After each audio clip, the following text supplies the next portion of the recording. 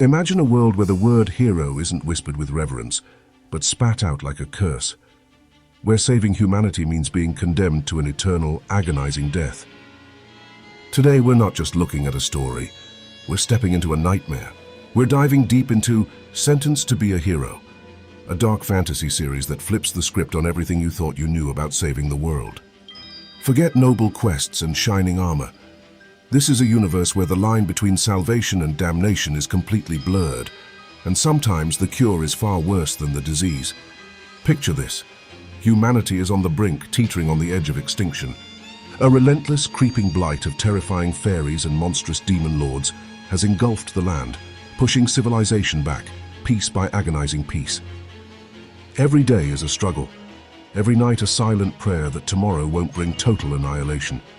In this losing war, the powerful, desperate government and the Holy Temple have resorted to extreme measures. To keep the front lines from crumbling, to throw bodies into the meat grinder, they've come up with a solution so twisted, so utterly bleak, it could only exist in the darkest corners of imagination. Heroism. But this isn't the heroism of legends. Oh no.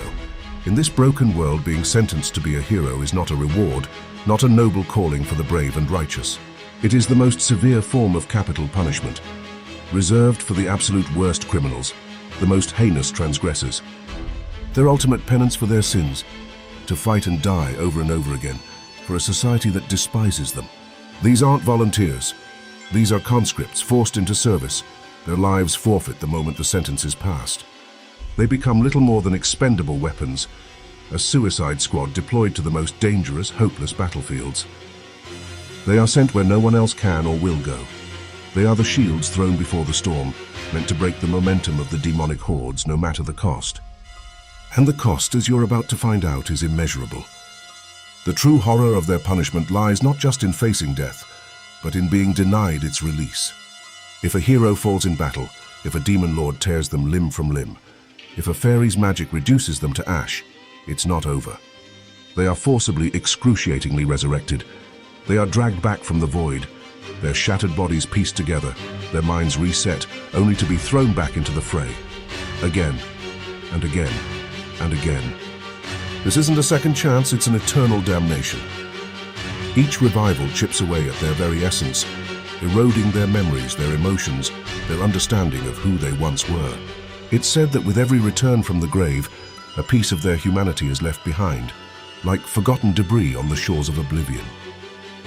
The ultimate fate for these eternally suffering warriors, to eventually devolve into mindless, instinct-driven husks, fighting on because that's all they know, a terrifying echo of a human being. Despite their grim duty, despite being the only thing standing between the innocent and absolute destruction, heroes are not celebrated. They are not even tolerated. They are feared, hated, and reviled by the very people they protect. The public sees them as monsters, dangerous criminals getting what they deserve. Even the regular military, the so-called holy knights, look down on them with disdain and disgust, refusing to fight alongside them, seeing them as little more than cannon fodder, tainted and unholy. Imagine giving everything, losing yourself piece by piece, only to be met with scorn and loathing. That's the life, or rather the endless death of a hero. But what if the public narrative is just a cleverly constructed lie? What if the official story of heroes being the absolute worst criminals is nothing more than a convenient smokescreen? This series pulls back the curtain to reveal a much darker, far more insidious truth. The sentencing of heroes isn't always about justice. It's often a ruthless political tool, a convenient way for the government and the temple to silence dissent, to bury inconvenient truths, and to eliminate anyone who knows too much. These so-called criminals are often just people who got too close to secrets the powerful wanted to keep hidden. This brings us to our protagonist, Xylo Forbarts. He wasn't some petty thief or ruthless killer. Xylo was an elite knight commander, a man of honor dedicated to protecting humanity.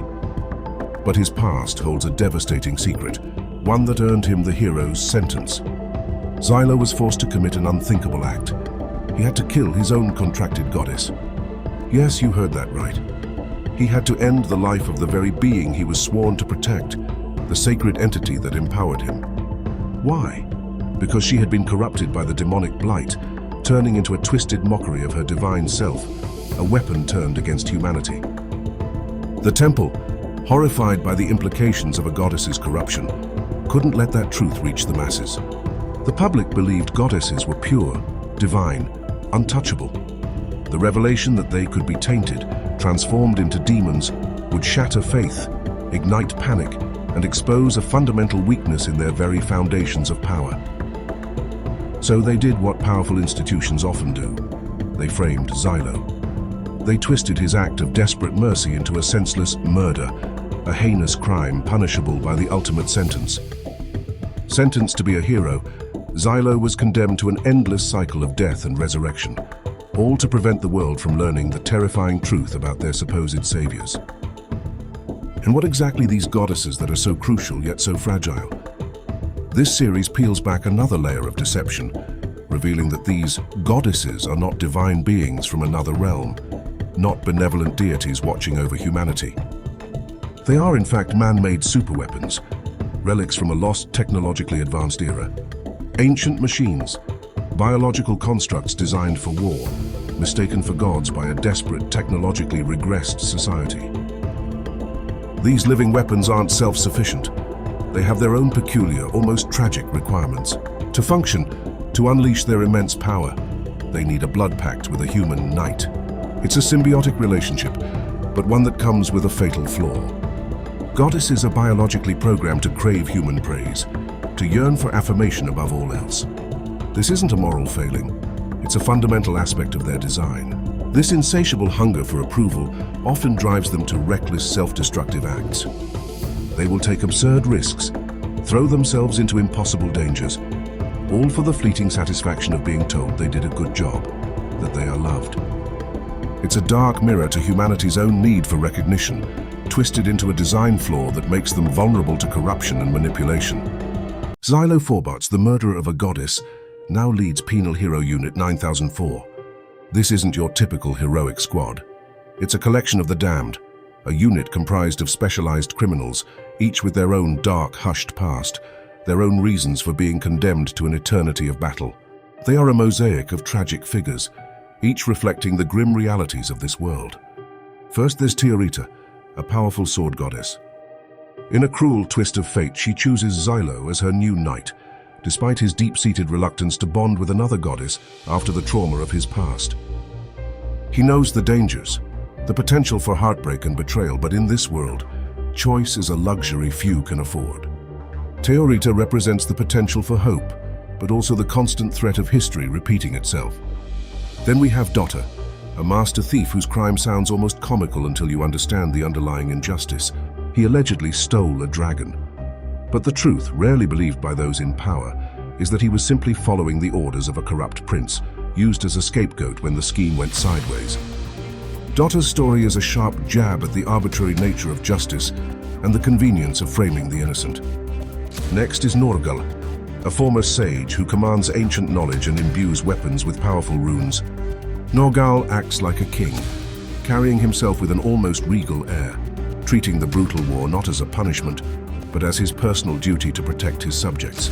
His past is shrouded in mystery, but his demeanor suggests a man who once held great power and is now forced to exercise it in the most debased way possible. Is his kingly persona a coping mechanism, or a reflection of a hidden, perhaps even more dangerous truth about his past? And finally, there's Tatsuya, an ancient hero who embodies the ultimate horror of the perpetual resurrection. Tatsuya has died so many times that he has completely lost his memory and sanity. He is a ghost in his own body, a terrifyingly strong combatant driven by instinct and muscle memory, a living testament to the soul-crushing toll of this heroism. He is the grim future awaiting all heroes, a stark reminder of what Xylo himself will eventually become. These are the broken pieces, the discarded pawns, forced to fight for a world that despises them, against enemies that never stop coming.